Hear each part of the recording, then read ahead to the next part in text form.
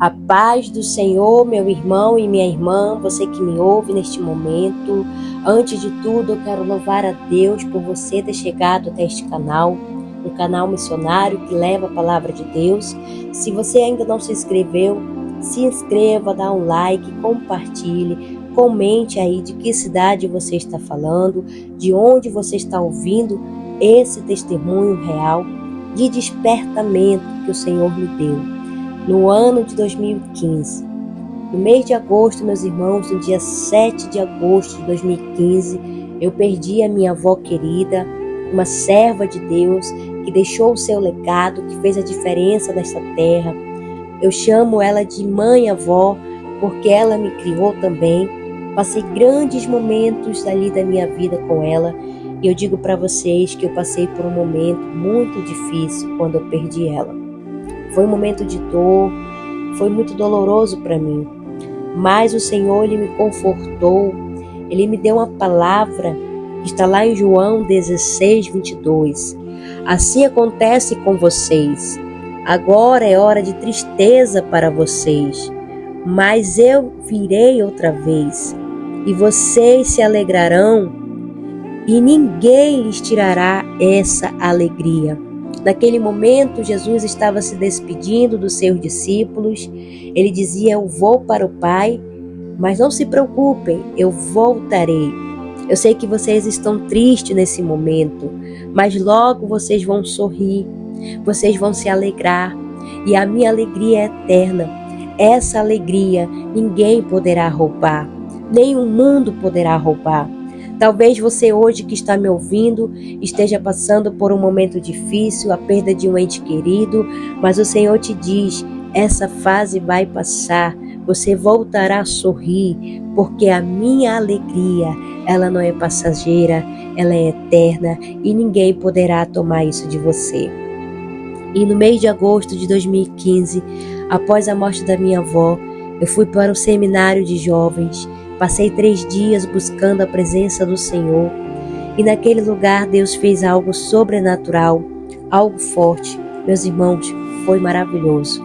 E quando eu voltei para a minha igreja no domingo à noite, culto avivado, igreja lotada, ali eu contei meu testemunho. O pastor havia dado uma oportunidade para todos aqueles que sentiam no seu coração de compartilhar a experiência que Deus havia feito nesse encontro, o acampamento de jovem que nós tivemos. E ali eu fui e contei meu testemunho. Ao descer do altar, o pastor pegou o microfone novamente e perguntou para toda a igreja, e eu via como se fosse o próprio Deus falando: alguém aqui para falar de mim, para dar uma palavra, para falar de Jesus para toda a igreja.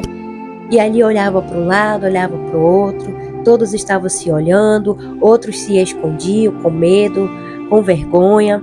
E ali naquele momento isso me incomodava e eu dizia: Senhor, eu quero sim falar do teu amor, mas eu vou deixar a oportunidade para o meu irmão, para a minha irmã, para quem sentir no coração, pois eu acabara de descer de lá e dar o meu testemunho. E ali naquele momento, depois de muito apelo do pastor, creio eu que era o próprio Deus falando ali com a sua igreja, um irmãozinho que estava lá atrás se levantou e foi dar uma palavra, o porteiro da igreja. E ali naquele momento, meus irmãos, eu fui para casa pensativa, eu fui para casa incomodada e eu fiquei pensando, era para me ter ido, era para me ter falado, né, um pouco mais de Jesus. Só que aí eu fui me deitar, meus irmãos, e ao adormecer o Senhor me deu essa experiência inefável. Era para mim passar uma semana no inferno. O Senhor queria me mostrar algo além, mais forte, para que eu pudesse hoje compartilhar e testemunhar sobre este lugar. E ali, meus irmãos, o Senhor lhe falava que eu iria passar uma semana no inferno e eu não queria, mas eu não tinha querer. E naquele momento, e na minha visão e meu sonho, eu me via diante de um terreno abandonado, terra seca, rachosa, amarelada, cheia de rachaduras assim na terra, sabe aquela terra seca que parece que não chove há milhares de anos? Pois é, e ali naquele terreno grande, cheio de mato e ao mesmo tempo abandonado, havia uma casinha velha, abandonada, caindo aos pedaços, e ali eu via também mais à frente um buraquinho bem pequeno na terra. Parecia um formigueiro, mas eu sabia que não era um formigueiro, porque quando eu me aproximava daquele buraquinho, eu olhava para dentro dele, em pé, eu conseguia ver a quilômetros de distância que ele era um túnel, e era um túnel todo escuro, como se fosse um poço velho, seco. E ali ele se aumentava e me sugava para dentro. E quando eu me via, meus irmãos, eu já estava sendo levada, sugada por aquele buraco. E eu caía nas profundezas do inferno. A quilômetros. E eu chegava na velocidade da luz, eu caía com as pernas e os braços para cima, apavorada, querendo sair daquele lugar. E ali, meus irmãos, naquele desespero, naquela angústia, eu via um ser todo iluminado do meu lado, um ser que eu mal conseguia olhar para o seu rosto. A sua voz era suave e ele dizia: você irá ao inferno e você virá muitas coisas e anotará.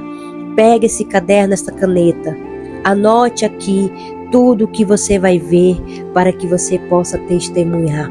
E ali eu dizia: eu não quero ir, mas quando eu me via caminhando mais à frente, eu descia por uma ladeira enorme, ladeira de barro, e ali havia milhares e milhares de almas acorrentadas que acabavam de chegar no inferno, algumas delas, e ali elas estavam acorrentadas pelos pés, pelas mãos, e vários demônios. Para cada alma havia um demônio para sua tortura, para sua sentença, e eu vi até alguns amigos meus da faculdade, e eu ficava ali desesperado: Senhor, eu não quero ver, não quero ir, mas eu não tinha escolha, não tinha querer, porque a minha alma, ela era guiada.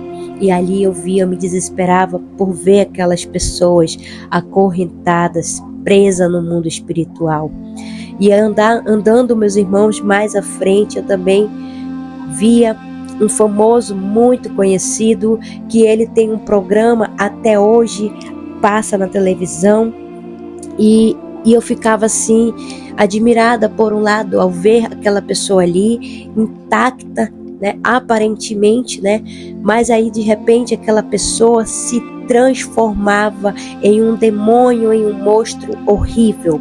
Saía chifres da sua cabeça e esses chifres se entortavam para trás e era apavorante. E eu começava a gritar, querer sair dali, e tinha um demônio mais à frente que ele me olhava e falava para mim: o pior ainda está por vir.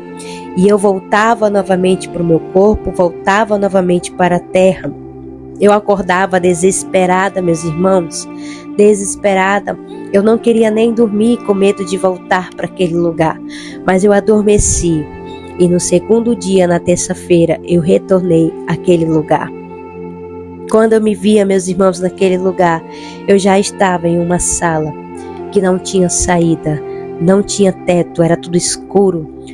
Havia assim uma imensidão, um silêncio ao mesmo tempo, e ali eu via uma porta diante de mim, uma porta bem distante, e ali eu via vários demônios naquela caverna, naquela sala onde eu estava, e eles torturavam as almas que estavam ali, eles zombavam, eles davam surras nela e diziam: vocês vão adorar ao rei, o rei está vindo e vocês vão adorá-lo.